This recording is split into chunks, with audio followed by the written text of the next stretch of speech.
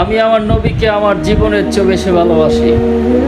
যে উম্মত, যে বান্দা তার জীবনের চেয়ে বেশি আমার নবীকে ভালোবাসতে পারবে না, সে প্রকৃতপক্ষে মুমিন নয়।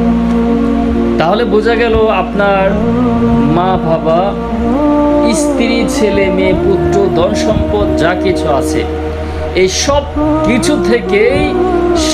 কিছুর থেকে বেশি ভালোবাসতে হবে আমার নবীকে, ঠিক কিনা? আপনি যতক্ষণ পর্যন্ত এই সব কিছুর মধ্যখান থেকে আমার নবীকে ভালোবাসতে না পারবেন, ততক্ষণ পর্যন্ত আপনি প্রকৃতপক্ষে মুমিন নয়। আমি আমার নবীকে আমার জীবনের চেয়ে বেশি ভালোবাসি।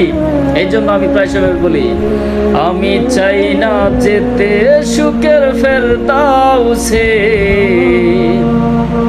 তোমাকে যদি না পাই গো আমি। কাকে? আমার নবীকে যদি আমি না পাই, তাহলে আমার জান্নাতে গিয়ে কোনো লাভ নাই।